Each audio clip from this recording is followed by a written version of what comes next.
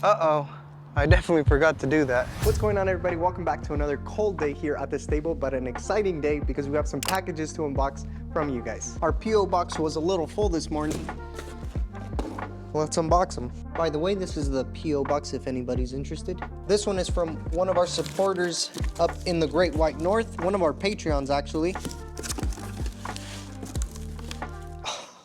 Yeah! Oh man, this is definitely gonna come in handy these next couple days. Once again, this is from one of our patrons from up north in Canada. Him being so far, he had to set up a Home Depot account with a local Home Depot here in Tucson to get this to us. Huge thanks to him for going through all that effort just to keep us warm here at the shop. Oh, let's connect it. Oh yeah, I can definitely feel it. While this heats up, let's open the other one real quick.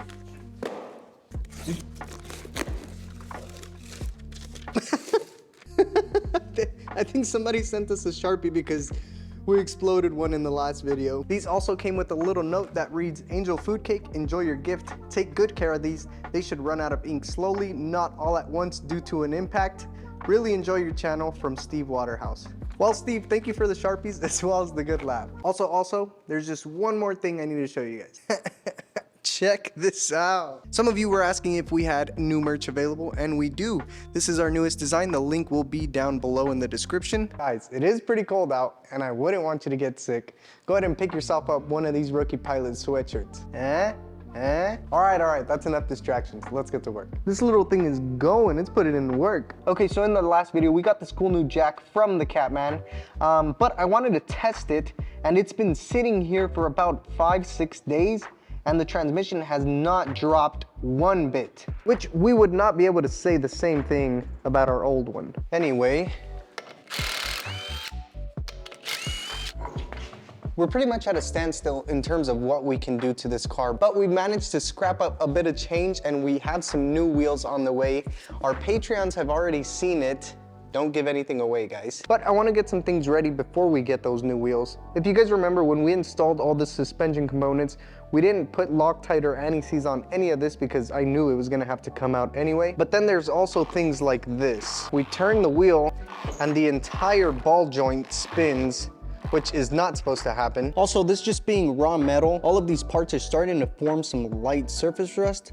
So let's take care of that. I might not have a shop chair, but I do have a creeper that will be a chair. Oh, that was loud. There we go. Whack, whack. Oh my God, that freaking rotor is so cold. Why are you not coming out? Oh. That's why. How am I gonna take it out if the shock is still attached? Idiot. Did the same thing last time. Damn, how much threads does this have? Thing is pretty heavy as an assembly. Let's try not to drop it. Oh God. Oh yeah. Let's not lose those cotter pins. I don't want to buy more. There we go. The boots are all ripped already. But then again, it's probably not meant to be sitting suspended in the air like that.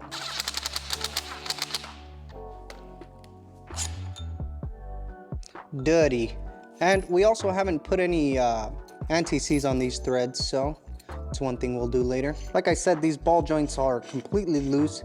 That's how they were shipped, so if one of you is using this kit, I'd recommend rechecking all your ball joints, just so you don't drive off and one of them happens to pop off. So with the ball joint removed, this is our bare assembly right here. I'm not going to take this cross shaft out. We're just gonna mask around it. For the lower control arm, however, this one was actually tight. Let's see. Well, I mean, hand tight. I'm actually surprised no one has asked about the gold floor we have at the shop. But if anybody's curious, I did not choose this. The unit was like this when we got here. And this floor is so annoying because all these just flake off and you end up taking them everywhere with you, on your shoes, your pants. I'm not going to take these bushings out either because Well, I don't want to, and they seem pretty easy to mask off. Wrong size. It's crazy to think that this suspension is worth more than the car itself. Hopefully that translates to how well it will drive. This time we won't forget to undo the shock. All right. Okay. That was easy. All right, here's our assembly once again. And back there, you guys can see our tires, and boy, do I got a story to tell you guys about those tires. It's more of a rant rather than a story. So I got a notification that those tires were delivered. Excitingly, I go home just to find out that they're not there. So my first thought was, let's contact Tire Rack as well as On Track that was providing the delivery service, just for them both to tell me that they don't know where the tires are and that there was no picture taken of the delivery, so we can't find what house they were delivered to. So my first thought was, let me drive around the neighborhood to see if I could find the house that they were delivered to. So I was just basically driving around looking for a stack of tires. So after driving around my neighborhood and having no luck, I tried the neighborhood next to mine, and yet again, no luck. So it was basically a shot in the dark trying to find these tires. And I know what you're thinking, Angel, if they deliver them to the wrong house, either they will correct it and send them to you again, or Tire Rack will send you a whole other set.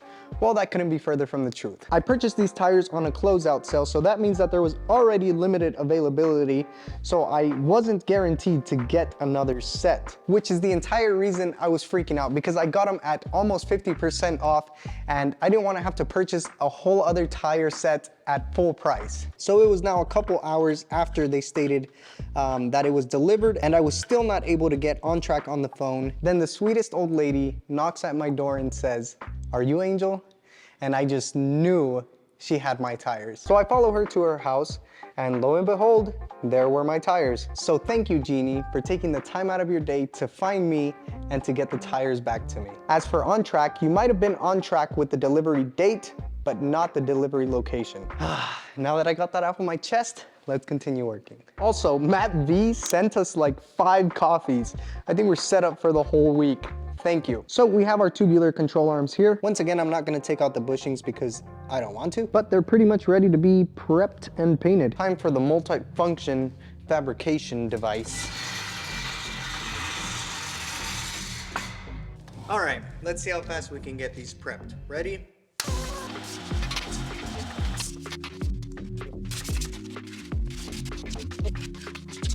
All right, all of these are sanded in 320, but I wanna give you guys a really good tip. If you guys are painting something around the house or for your project, do not buy AutoZone sandpaper. It just falls apart while you're sanding. Like, look at this. How is sandpaper not going to withstand sanding? So if any of you guys are doing anything like this, do yourself a favor and go to a local paint shop. I only bought it because AutoZone was pretty close to me, but I would definitely drive 30 minutes out instead of buying this sandpaper. So I have most of the bushings and the extra bits masked off, but I wanted to show you guys what I do in situations like this where I want to mask off this circle, but obviously the tape is not an exact circle. So I'm gonna lay a piece of tape over the entire circle right here. I'm gonna press it down real tight so I could see a good outline. And we have one, so. All right, once we peel off our tape, it's a little circle now. So I've got them all pretty much ready. They just need to be wiped down one more time. But we only have about 2 hours left of daylight, so let's get some paint on these.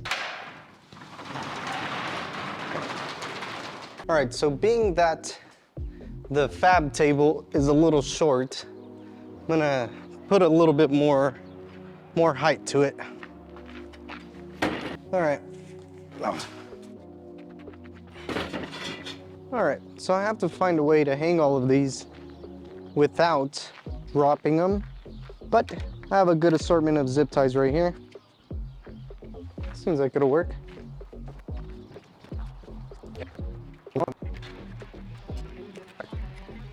All right, let's get some paint on these guys.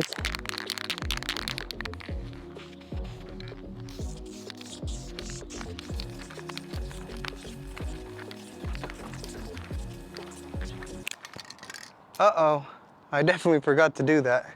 I realize now I forgot to mask this side of this bushing, but it's a little bit too late now. C'est la vie.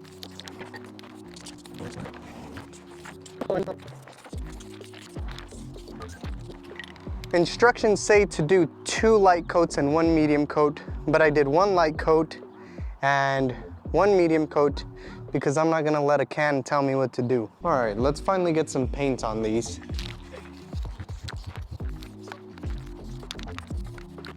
All right, I've got the first coat of silver on there. They are looking pretty good, but being that these parts were gray and the primer was gray and we're painting silver, it's kind of hard to tell where I've already painted and where I haven't painted. So let's just hope we get everything.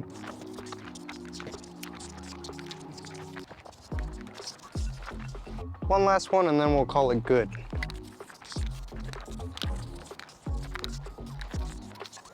All right.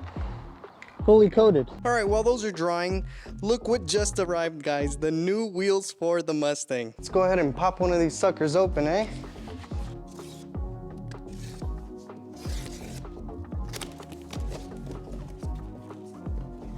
Well, you guys know the size.